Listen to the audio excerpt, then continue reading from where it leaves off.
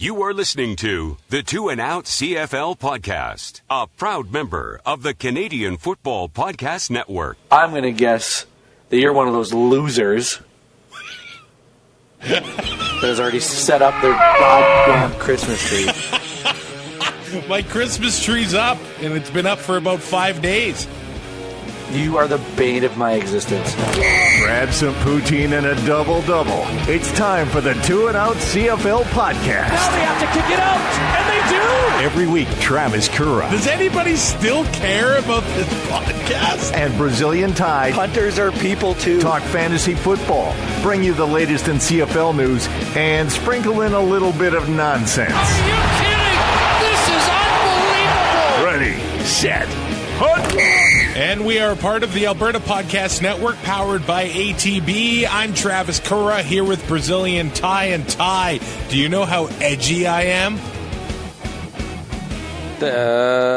It depends. When you say edgy, do you mean like you're on edge right now, or are you talking like CM Punk Straight Edge Society? CM Punk Straight Edge Society. I'm going to guess that you're one of those losers that has already set up their Christmas tree. My Christmas tree's up, and it's been up for about 5 days. You are the bane of my existence. It's the playoffs. You can't quit this show now, man. Yeah, okay. Isn't that what happened exactly 2 years ago, actually, when I think about it? I'm actually wearing a poppy right now, so you can't hold that against me. No, I saw a guy wearing it on his hat today, and I gave him a dirty look, though. It's not where it goes. It's not where it goes. It's above my heart. It's near my heart right now. But let me explain the Christmas tree thing. It probably wouldn't have been... I don't want excuses, Travis. It probably wouldn't have been set up until, I'm going to say, division final weekend. Which okay. Probably drives you crazy anyway. But it's still too early. Anything before Christmas Day and anything after Christmas, like the end of Christmas Day, it's been up for too long. So last year we got one of those pre-lit artificial trees, and there were some burnt out sections on the tree and bulbs and things like that. Here's the thing. So right up your alley to fix. If I did not fix it, there was going to be a new tree being bought. And when I saw prices on fake trees, I fixed it. Oh. Mm-hmm. And when you have to go through 500 bulbs to find out which one is the source of the problem, it is the worst. That's why I don't put up a tree. But I saved myself $300, and I'm happy with that. But Travis, are you telling me your time is worth less than $300? Because I don't think it is. Wow, that's very nice of you to say, but I really think it's worth a lot less than $300. Join Two and Out for CFL Fantasy and CFL Pick'em, and show Currah and Ty what you got. They are who we thought they were! Just click cflfantasy.tsn.ca. Enough from talking about it. There has to be consequences. And pick'em.cfl.ca. All right, we're in the playoffs, man. It's the best. And it's dark at 5 o'clock. Like, I can't wait. You can't beat that. No, hockey starts at 5 usually, except for tonight. There's only 2 games. So it's like, it's 5:01. Hockey's on. My night's set. So we came out with this is perfect. The last episode of Two and Out, and we learned late Sunday night that Rick Campbell was not fired, but stepped down from his position as head coach of the Ottawa Red Blacks. And we had it in Monday's show, and then the Monday media blitz from both Rick Campbell and Marcel Desjardins happened. What's your reaction to the whole thing? I think the wrong guy left the team. Like, I'm sorry, but this is not Rick Campbell's fault. From what I've seen on Twitter, every former player has had nothing but good stuff to say about him. I don't know if I've seen that much support for a head coach ever. Right, it's crazy. He was a product of what Marcel Desjardins gave him, which wasn't good. He did the best with it that he could. I get that it was a mutual parting of ways and everything, but Oseg should have probably stepped in before it came to this. Because if it's coming out now that guys are leaving with bad taste in their mouth, and it's not because of Rick Campbell, then there's a different problem, and it's not the coaching staff. Joey Alaferri out of Montreal has a new podcast called True North Football Podcast, and he had Chris Milo on this week.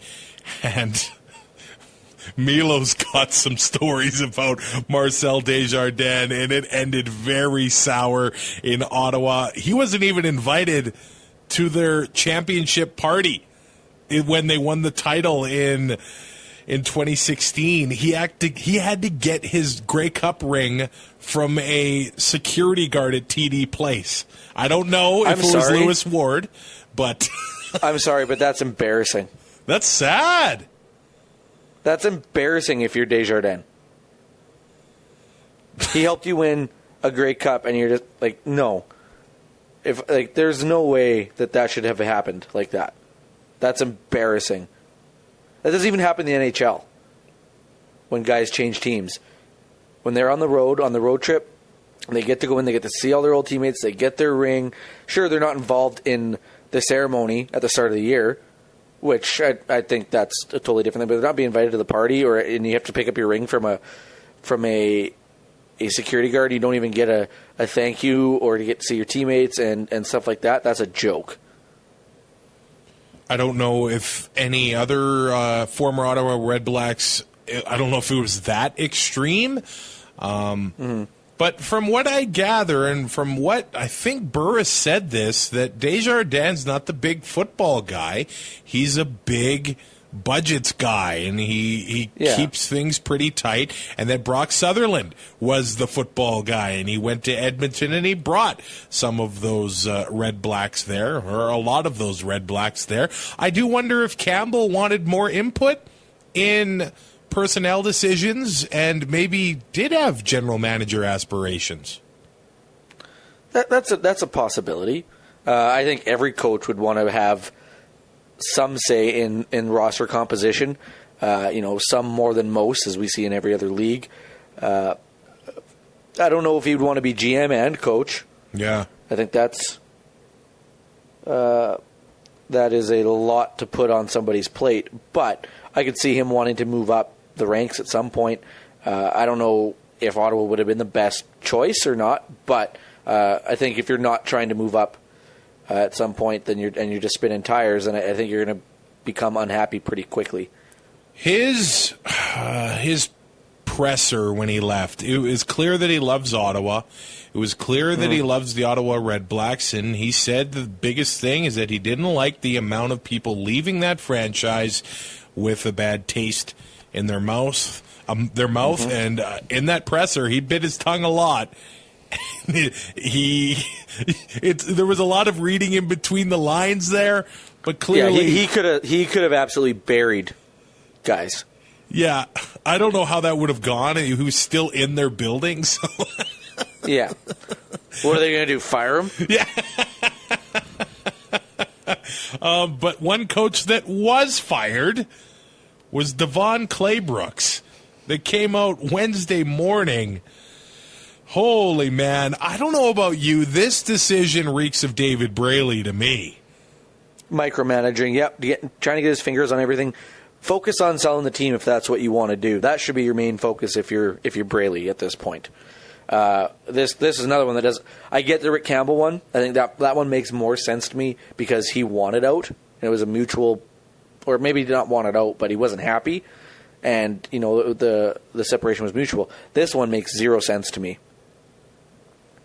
You basically have a brand new coaching staff come in this year, and then you fire the head coach, and you're going to make more changes to a roster you already overhauled in the offseason, to a coaching staff that was already overhauled in the offseason. Now you're starting all over again.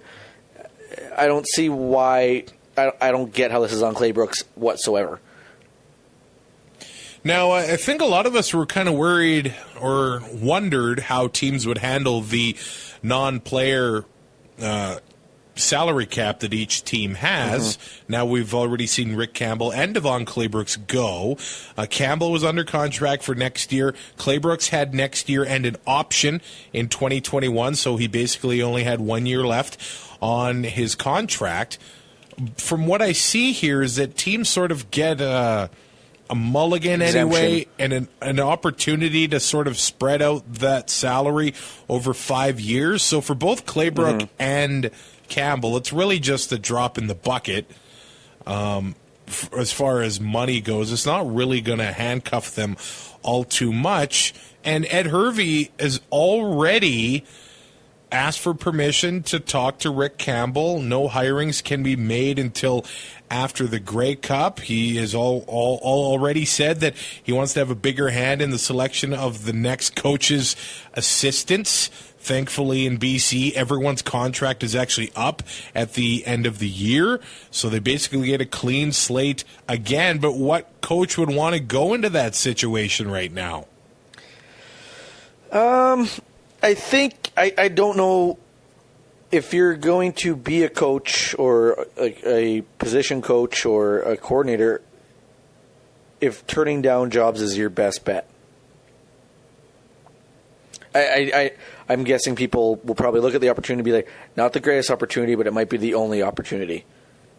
I guess I think if you're a guy like Rick Campbell, you probably get Toronto, Winnipeg, BC. If every team is not calling Rick Campbell, they're not doing their job. Most people will be. They have to. They have to. Everybody's got Edmonton circled, but I'm not so sure. I think BC and Winnipeg are going to make some real intriguing pushes to get him.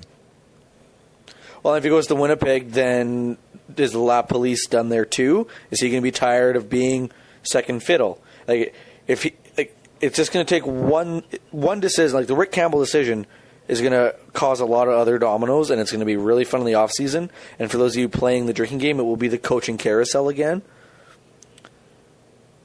But I still don't see how he doesn't go to Edmonton.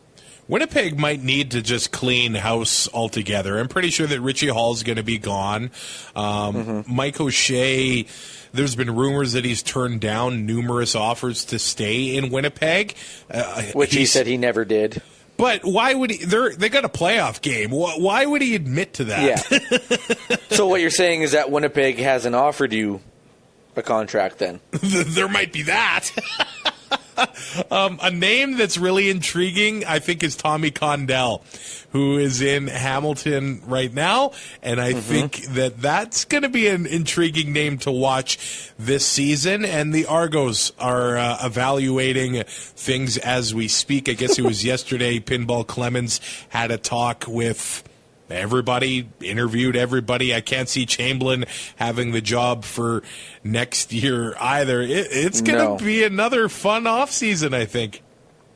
Yeah, I mean, the free agency isn't quite what it was, but with the coaching changes, we could see a lot of teams are going to have new looks, and well, maybe not new looks, but like just stylistically will be a little different, and maybe and there's going to be teams that need to turn stuff around. Like if Toronto goes through this again, I don't think you can fire the coach again.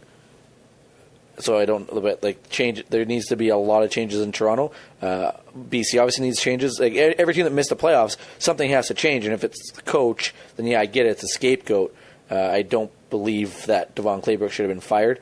But coaches are always the first to go, and they always seem to be the storyline that they'll make the biggest impact when they do show up to a new team. So we'll see what happens.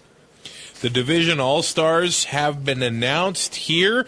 I think the surprising one, and I hate to talk about it again, but is Andrew Harris, because the Winnipeg voters shut him out of the team nominee for Most Outstanding Canadian and or Most Outstanding Player, but then the rest of the Western voters thought he deserved an All-Star nod. This is why the league needs to have a rule next year, because it's not the media voters' job to decide whether he should be in for an award or not. Clearly, his performance shows that he should be an all-star and should be up for Winnipeg's most outstanding Canadian. But now this just makes it blurs the line. Yeah, I don't know how else I don't think the league should be deciding who from each team. I think there still has to be a vote. I don't think it should be the media members. I think it should be the guys in the room. Okay. Right? Same way you pick a captain, it's usually a team vote to some extent. Why not let the players vote on who your nominees are? You don't have to do it publicly. Give each guy a ballot. They write their guys in. Boom, there you go. The CFLPA does do their all-star rosters every year, so that'll be interesting to see. If, but I mean, for the awards, like you said, you don't want it in the media members' hands. Well, I don't see any other option other than to give it to the players. And I don't know how much it would change if you did, other than maybe Andrew Harris getting the nod. I think another thing, on special teams, I think I'd like to see them separate cover guys and returners. Oh, 100%. It should be punt/kick returner, and then your special. So, like a guy like Mike Miller, absolutely, he should be the special teams representative. Right. But why can't there be a returner in there so that you get both? So you're picking offensive, defense. There's two separate sides to a special teams unit.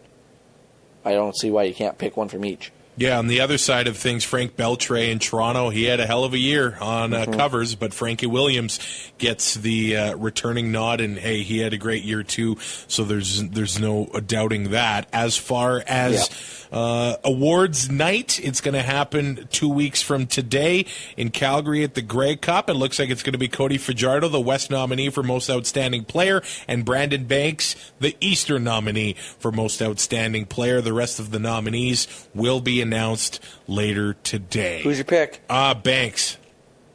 Okay, so we're not going to argue. Brandon Banks is just unbelievable. It's ridiculous. Yeah, it's ridiculous. I think he's the MOP.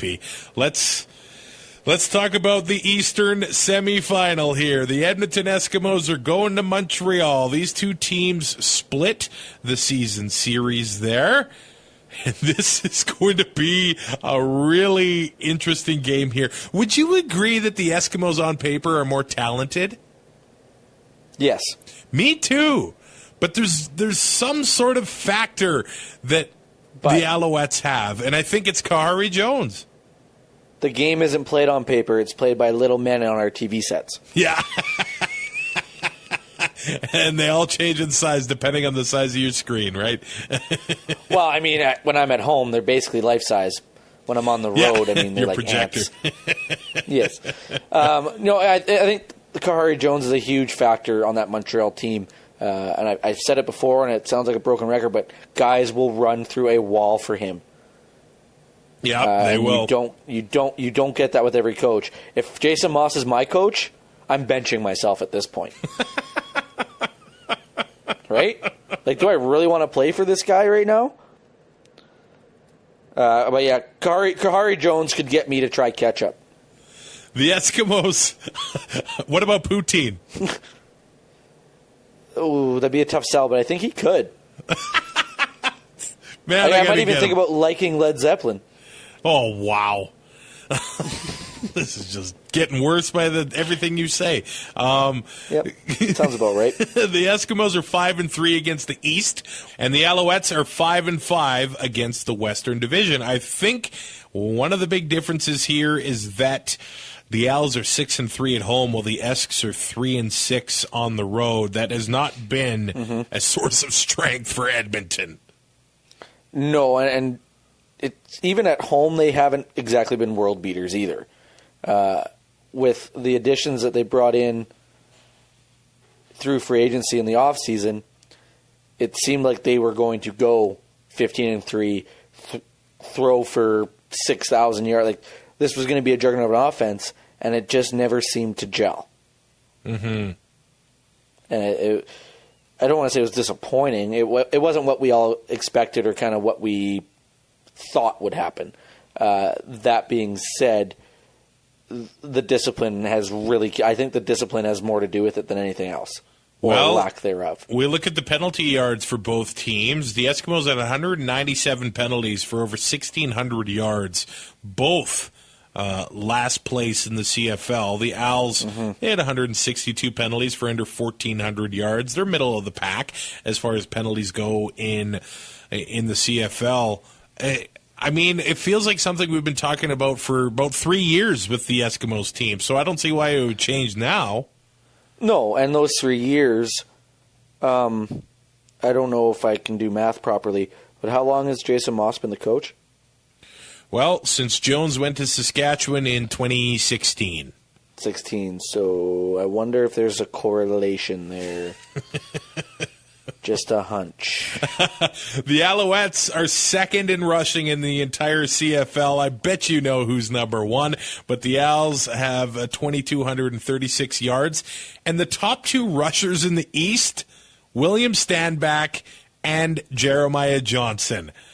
Is that good? It's going to be an interesting matchup with Edmonton's front seven. They're actually middle of the pack against the rush, but now with Larry Dean and Sewell in the middle, they have experience in the playoffs. That's something that the Alouettes do not have. Oh, for sure. And, people like to look at it, and even the players say, yeah, you just got to treat it like another game. But it's do or die. It's win or go home.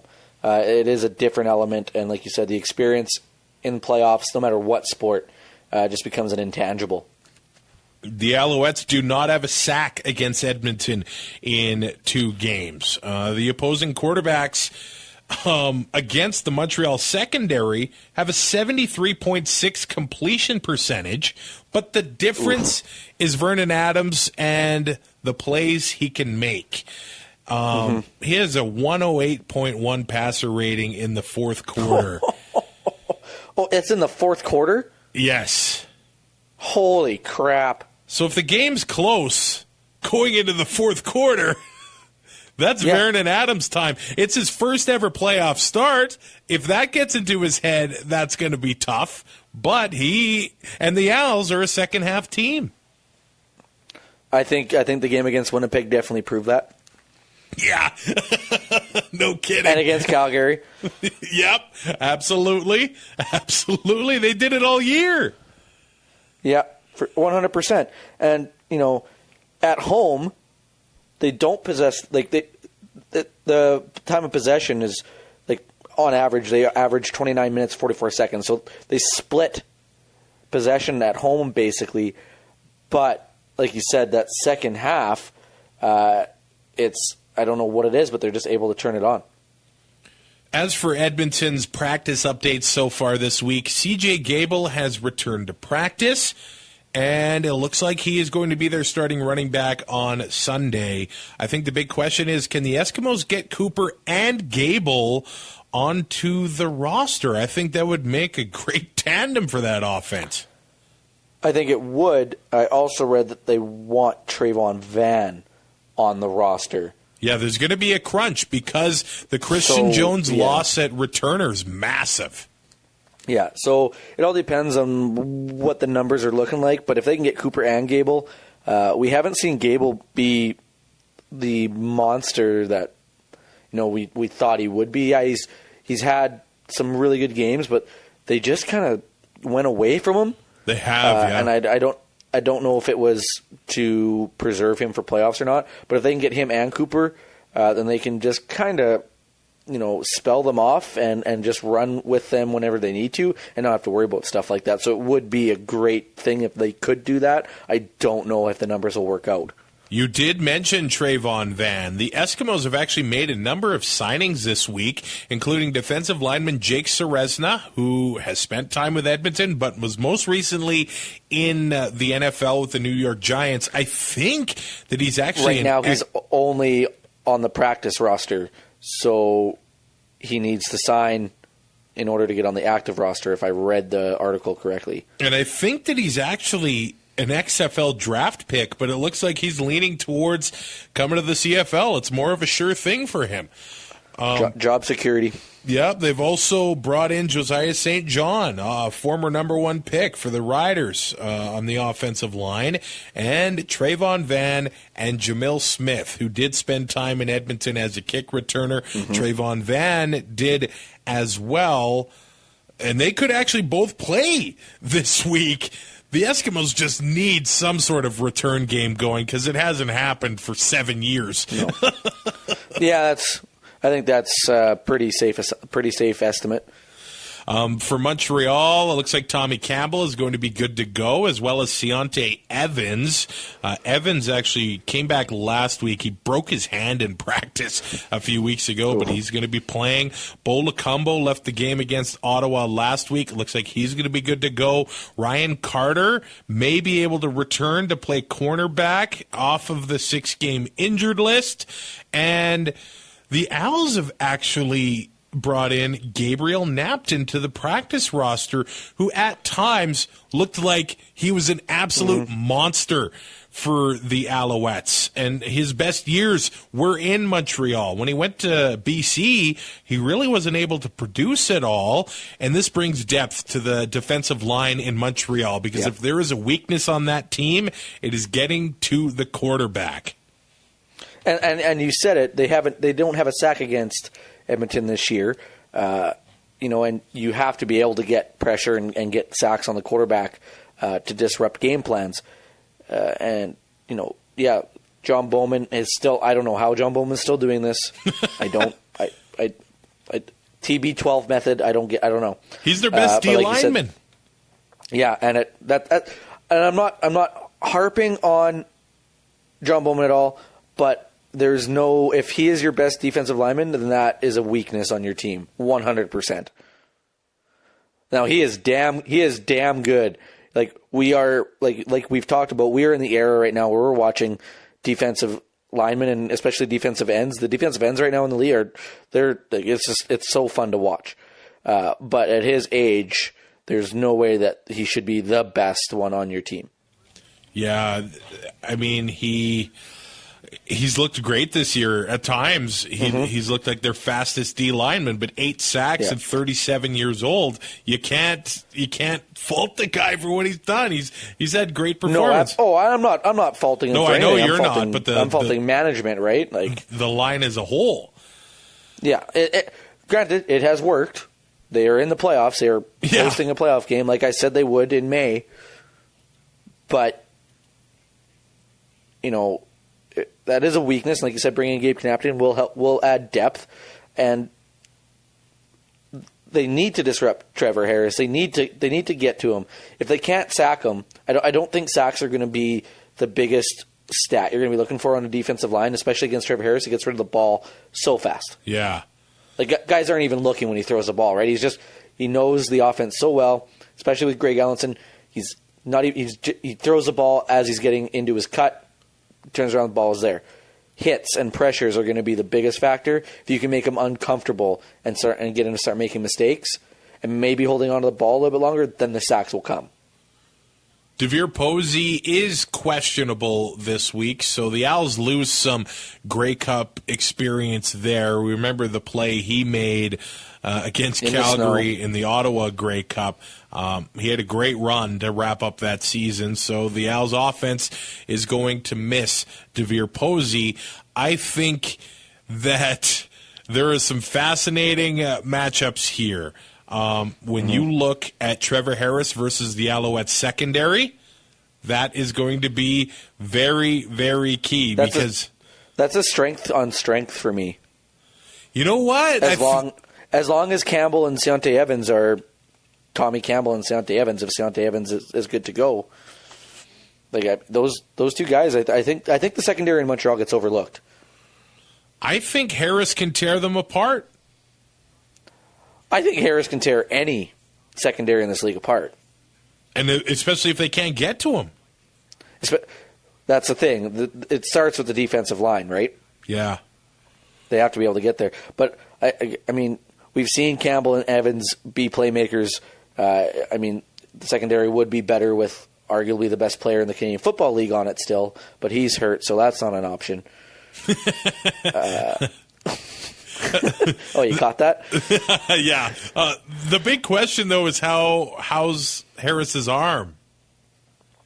Well, I guess we'll see. We know it's going to be sore. It's going to be there'll be something inflamed.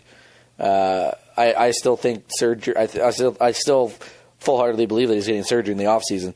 So I don't think he's going to be at 100%. But I think it's just going to be playing through pain and just get the ball to playmakers and hope for the best. A few weeks ago I thought that the Montreal was going to walk all over Edmonton, but now so did I. I'm not so sure. The Owls, though, are 1.5-point favorites coming into the Eastern semifinal.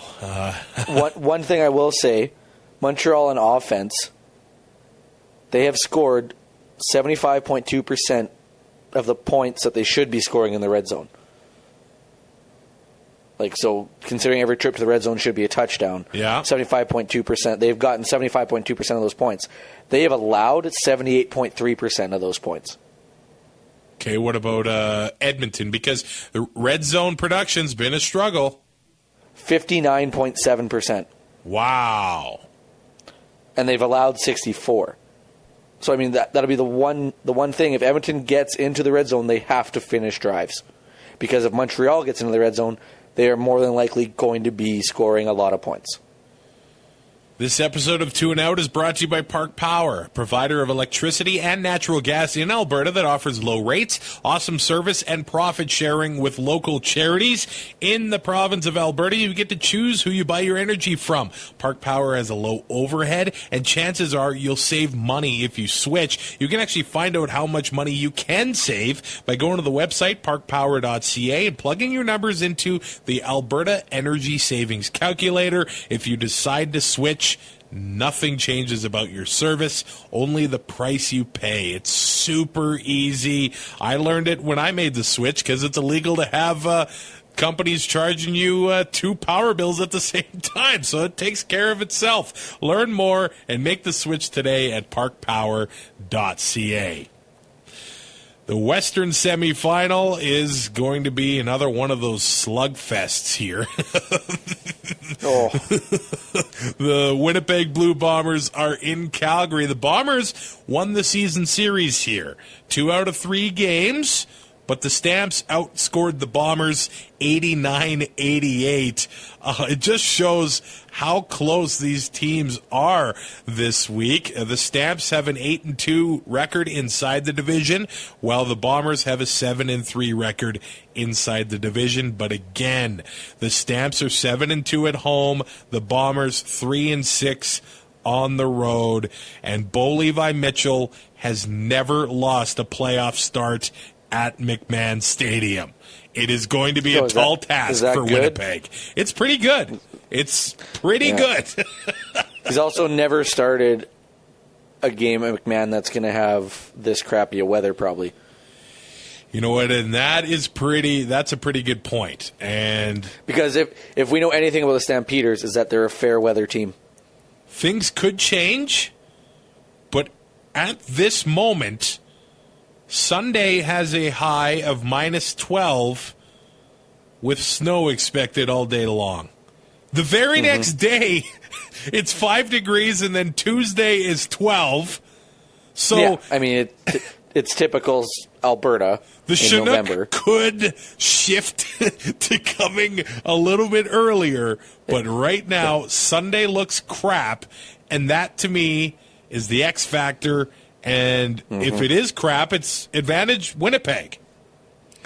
Oh, 100%. Best rushing team in the league. Averaging 140. Sorry, they're averaging 157.7 yards a game on the ground.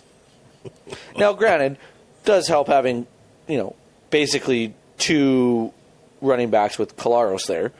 Yeah, or Strevler. But I mean, you still got, or with Strevler, sorry, but you still have to make the stops, right? You still, have to do that. And I mean, that just chews up clock. They're averaging there's 157.7 rush yards per game on the road.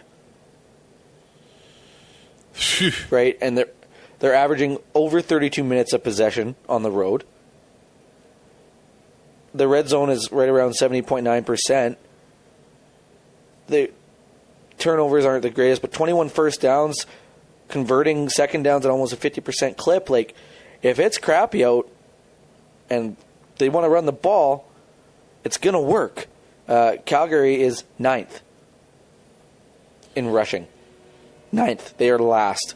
So adverse weather conditions is not going to bode well for that offense. And you know what? You say that sometimes running the ball is like body punches, and then by the fourth quarter, the championship rounds, that's when you break through. And the running game hurts so much more when it's minus 10. It's like Canelo in December of last year. He won a TKO with body punches. Yep.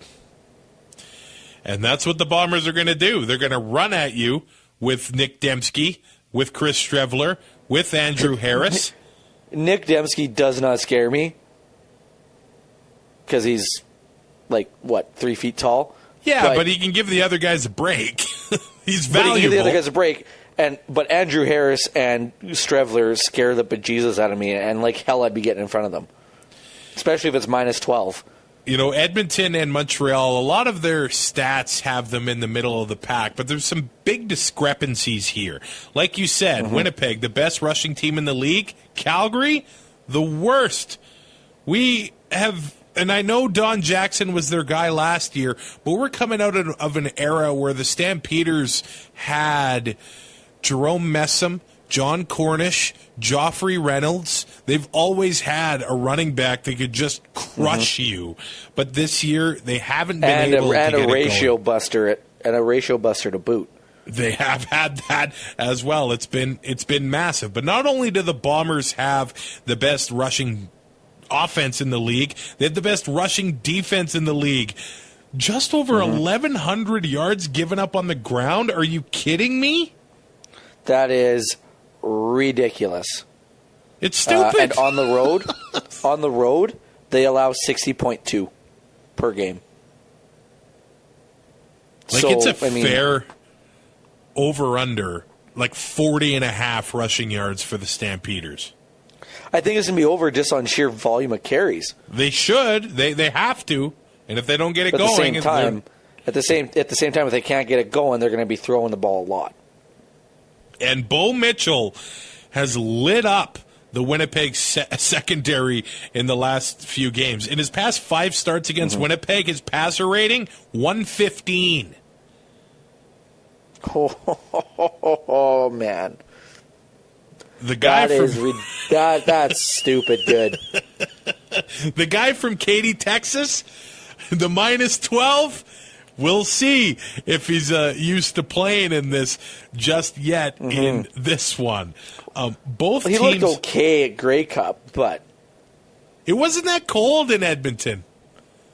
No, the field was just a sheet of ice, I guess. Yeah, the days before were colder than actual game day. Yeah, it was much like Grey Cup in Regina.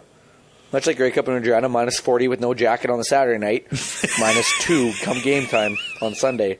That's probably going to happen again, isn't it? Oh, more than likely. And am I going to take a jacket? No. All you need is some whiskey and you'll be good, buddy, right? I don't drink anymore. Oh, you quit? No, I don't drink any less. Oh. You meant any more as in any more than normal. I get you every time on that, and it never gets old. It's like Winnipeg not having an airport. That joke will never not be funny. Both of these teams make you pay if you turn the ball over. Calgary's got the best turnover ratio in the league, plus 15, and Winnipeg is 4th, plus 7. But both of these teams are 2nd and 3rd when it comes to points off of turnovers. Calgary 2nd with 113, and Winnipeg 3rd with 99. And for penalties, both teams here, the cleanest in the CFL. Winnipeg, 128 of them. They've actually only have 7 more penalty yards than rushing yards they've given up this year.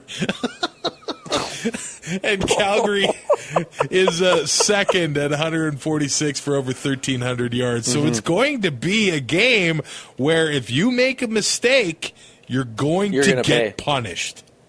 Yes. And, we talk about taking care of the football and how it's a very big part of winning football games. I think whatever team takes care of the football this week is going to win this football game. I just don't see how you're not going to turn the ball over 5 times and win like Hamilton did. You can't last week. You can't do that against these two teams. You can make a mistake, but you have to have an answer. If they're going to put points on the board, you have to answer that and protect the ball at all costs. We saw it in the Grey Cup in Ottawa. Not protecting the ball cost them a Grey Cup.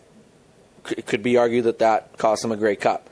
I think we're going to see, especially guys like Andrew Harris and who's ever running the ball for Calgary, whether it be Don Jackson or Terry Williams or if Milanovic Leader gets in there, whoever, it's going to be 2 hands on the football and protect it at all costs. Go to the ground with it, keep it, and don't give it up because you can't afford to put yourself behind the 8 ball in this game. Calgary has won 16 of their past 21 games against Winnipeg since 2011, and the average margin of victory between these two teams this season is 2.3. Oh, my God. I can't see this game being a blowout for either side. All right, let's talk about Winnipeg. Their practices so far this week. Zach Collaros was working with the ones. Not too much of a surprise there. Chris Streveler was back participating, but he's definitely not 100% healthy. He sort of said, if the playoff game was today, I don't think I could play. It's the most he has played since or practiced or done anything since the injury happened. I think it was October 18th. Linebacker Jesse Briggs was seen at practice for the first time in months, but Anthony Gator was not practicing, and then an injury on the offensive line for Winnipeg, where starting center Michael Couture was not practicing, and he actually hasn't for 2 weeks now, but they've got depth there. Cody Speller could start at center. No, Calgary practice has been crazy because I know there was a lot of worry going into the game against BC with how beat up they were. But Trey Roberson, Deshaun Amos, Royce Mechie, Corey Greenwood, all back at practice. But the surprising name, Kamar Jordan. No, come off it. I do not believe you. Not lying. Danny Austin, your source on Twitter? Yes. Then I believe you. I'm not just making it up.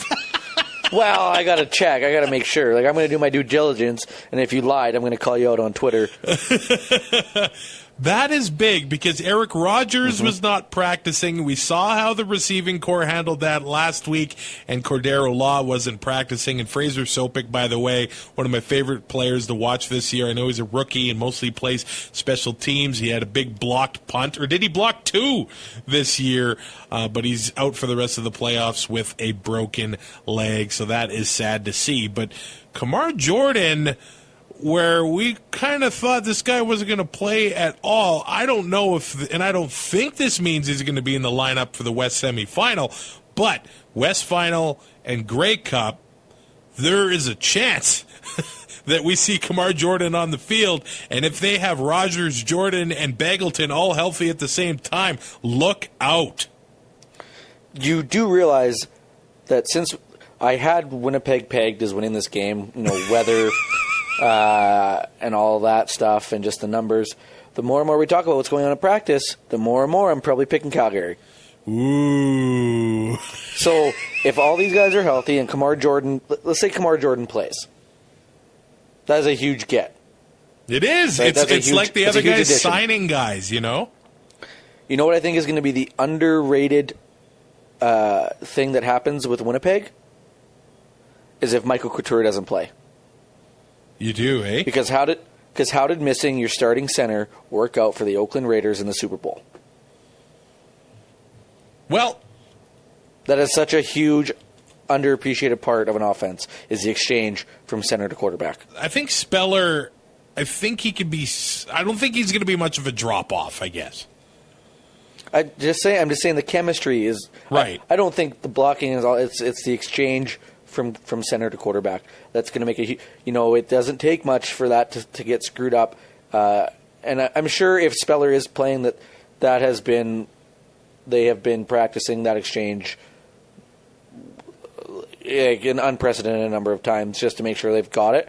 But I still think it's an underappreciated part of any offense. And maybe I'm just reading too much into it, but the center and the quarterback touch the ball on every play. Yeah, they do. They're important. So I think, it's a huge part of the game. That being said, maybe it doesn't have any effect, but I think that you can't overlook it just yet. Who do you think the Riders want to play? Ooh, Winnipeg. I think they match up better against Winnipeg. Not only that, but they're not worried about Winnipeg if Winnipeg's got to come into Regina because Labor Day they beat them. Sure, it wasn't a pretty game. I think you've been burned by Calgary enough where I would rather play Winnipeg at this point. Fajardo hasn't proven he can beat Calgary. Yeah, and I just think, how many times do we got to watch Calgary in the playoffs beat teams, not handily, but to the point where it gets old. It's it's Stampeder fatigue. I would just rather see Winnipeg come in just for my own sense of comfort. You know what? I read some quotes from Pinball Clemens this week, and he said, "We want to be boring." And I think what he means by that is that be the Stampeders. Run the ball on first down, convert second downs, score points. It doesn't have to be flashy. It's like Bull Durham. You throw the ball, you hit the ball, you catch the ball. Right? It's not that hard of a concept. Granted, the plays and everything are complicated as all hell. But if you can't catch the football or run the football, you're not going to be able to do much. But I mean, be the Stampeders in the way that. Well, we knew that Dave Dickinson was going to be the coach. He did. They have the same coaching staff, it seems, year after year. The continuity is always there. They never go into free agency and sign the big free agent splash. Well, because they don't need to, because those guys, the guys that would be the big splash, they re-sign. Yeah, exactly. Right? Because they like to play in that system and they like to win. Yep. Well, and winning is a huge part. Yeah, it's the biggest part.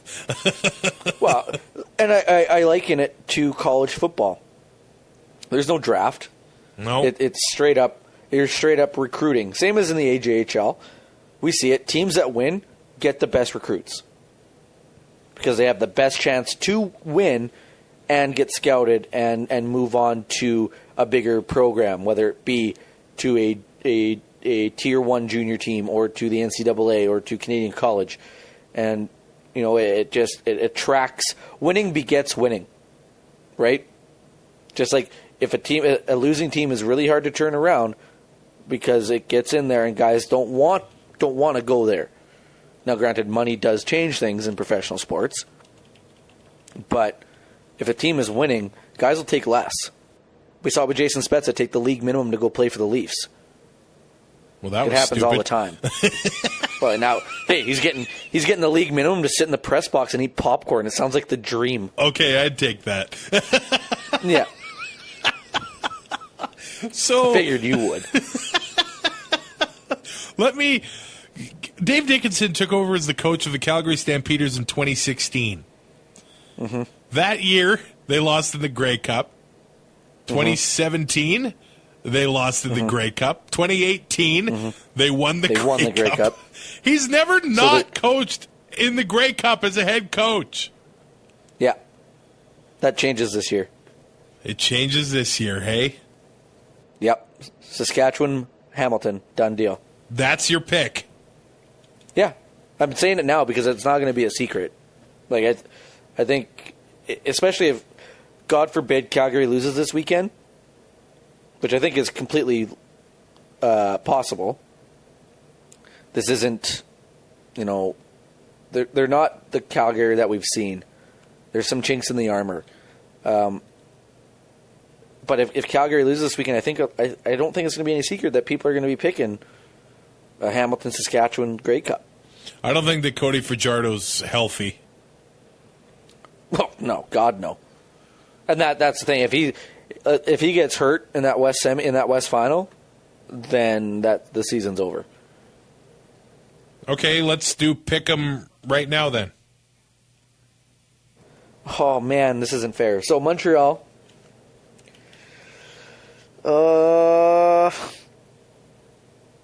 Winnipeg. I think I'm taking Edmonton and Calgary. What is wrong with you? Why do you do this to me?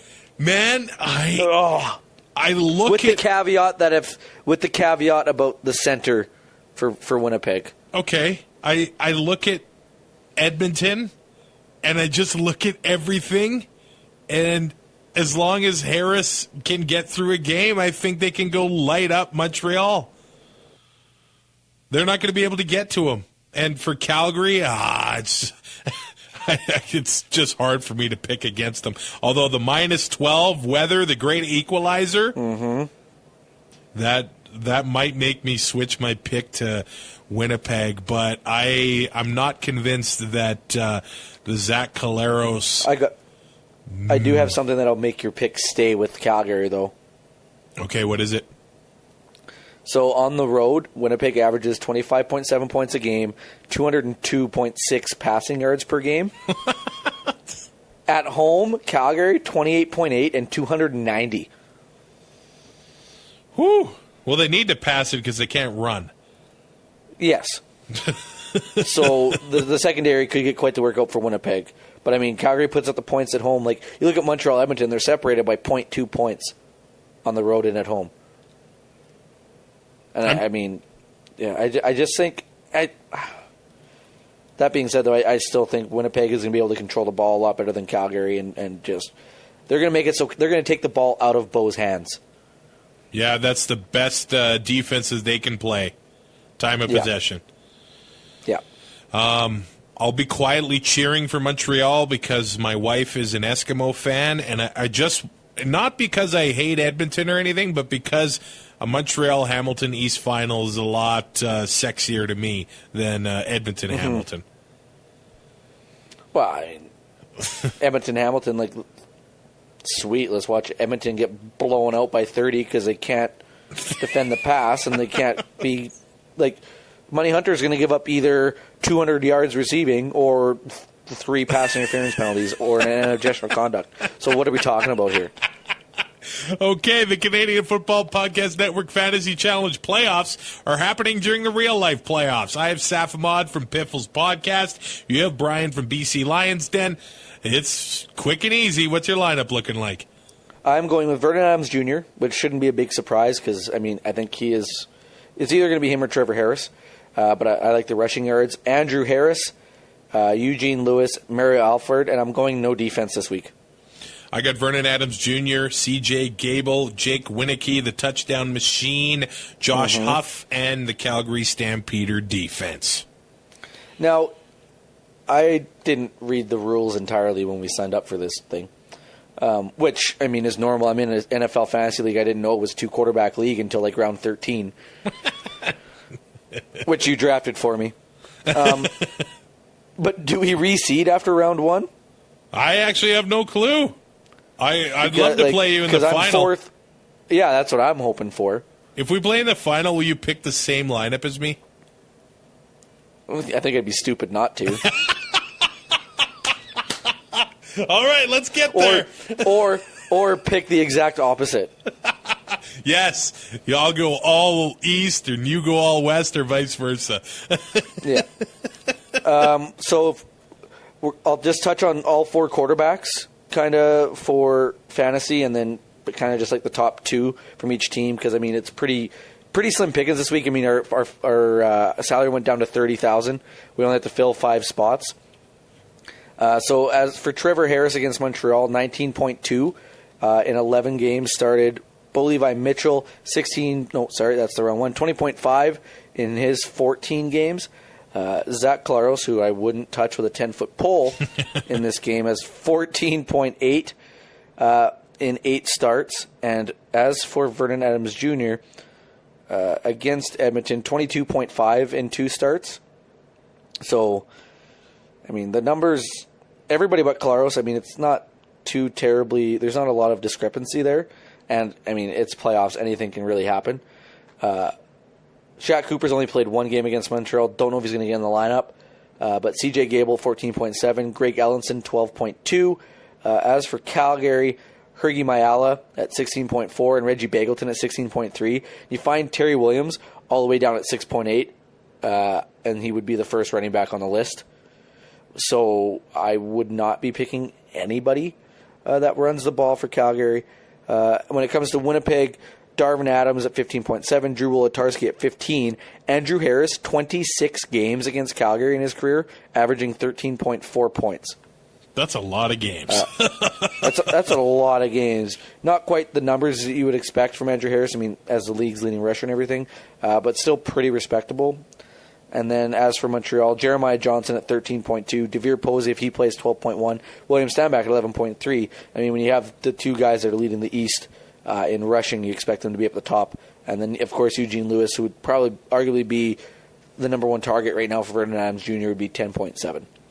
We are a part of the Alberta Podcast Network, powered by ATB. I want to point you in the direction of the podcast Modern Manhood. It's hosted by Herman Vijagas, and it's really fascinating podcast, having some really hard conversations, but conversations that need to be had, because he says the biggest problem we have as males is that we don't talk about our experiences, our problems, about our own manhood, and that being a man now looks a lot different than it used to be, or that we think it is. So check out Modern Manhood, a part of the Alberta Podcast Network. Go to albertapodcastnetwork.com. It's under social issues, and check out all the other great shows a part of the network. If you do need any tickets for semifinal Sunday in the CFL, go to seatgiant.ca. Use the promo code APN. You're going to save yourself 5% and support the Alberta Podcast Network in the process. It's all in Canadian dollars. You can buy concert tickets there, hockey tickets there. Yes, CFL tickets. Seatgiant.ca, promo code APN. And I gotta say, Monday is Remembrance Day in Canada. If you can, go out to a service. I encourage you to do that. Wear a poppy. I'm wearing one right now, and I want to alert you of a really cool thing going on. A coworker of mine is a musician. They wrote a song called Valor and Pride.